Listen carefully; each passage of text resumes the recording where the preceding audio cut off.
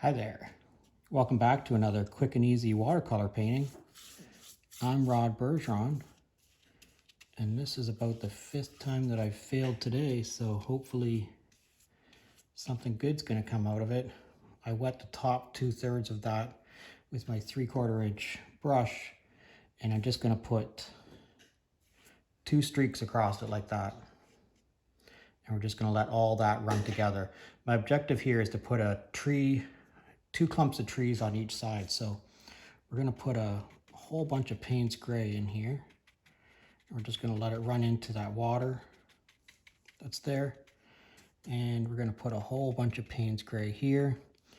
And I want you to notice like I'm tapping the brush onto the page, okay?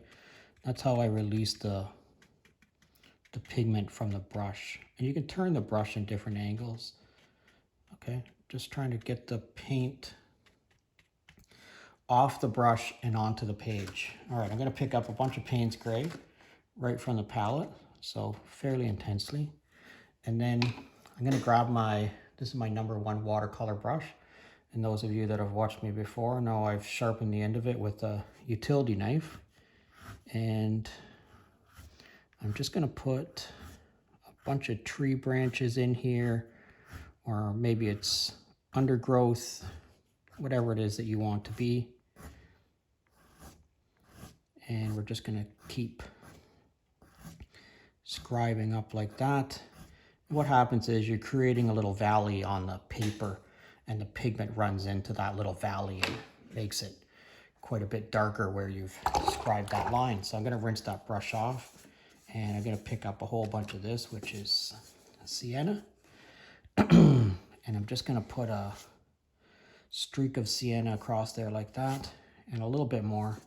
And now I'm gonna take some of this sienna and I'm gonna put it into a few places in my tree here. And I might pick a little bit more up that's a little bit more intense. Just put a little bit more like that in there. Same with this, you can tap your brush along here and get a little bit more intensity. So I'm gonna pick up a little bit more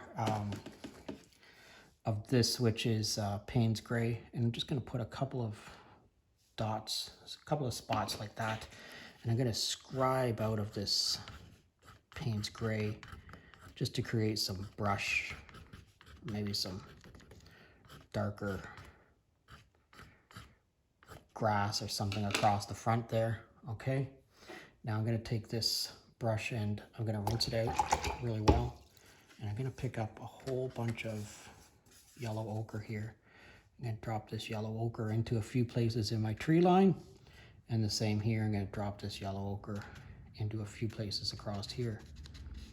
All right, the next thing we want to do is we want to make a long line from one side to the other with yellow ochre. So pick up as much yellow ochre as you can on your brush, and then just sort of practice where it is that you're going to go across, and you're going to try to touch this top line here and the bottom line at the same time, because you're going to get the paint from the top to go into the bottom and the bottom paint into the top. All right, let's give this a go and see what we get. Okay, so you see how that paint started to come down and this paint started to go up. That's exactly what you're going for here, okay? I'm gonna pick up a little bit more yellow ochre on my brush. I'm just gonna tap it into this tree line in a few places, maybe a little bit more down here. I'm gonna fill that line in a little bit. And that's turned out not too bad. I love how this is all bleeding here. Who knows what we're gonna end up getting. All right, one last thing. I got my little bag of salt. I'm gonna put some salt around the top of this tree and around the top of this tree. You can see where it's landed in there. And I'm gonna put some on the bottom here, like that. And then maybe just a few grains across here.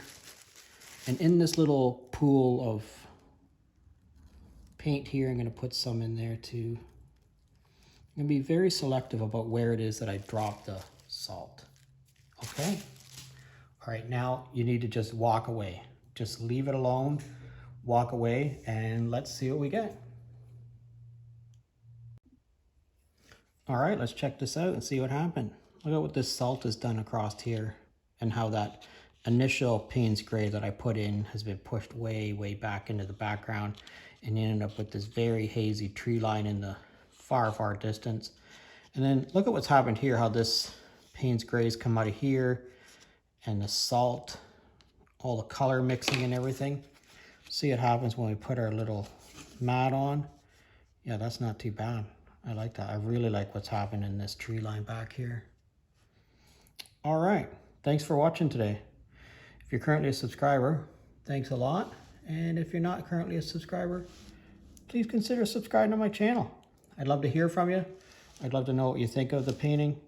And I'd really love to know where you're from. If you could drop me a quick line in the comment section, let me know where you're from. I'd really appreciate it. Thanks a lot for watching today. And I hope to see you again real soon. I think I'm going to sign this right over here somewhere. Put my little RB on there. Yeah, that one turned out really well. I like it. All right, thanks a lot for watching. See you again next time.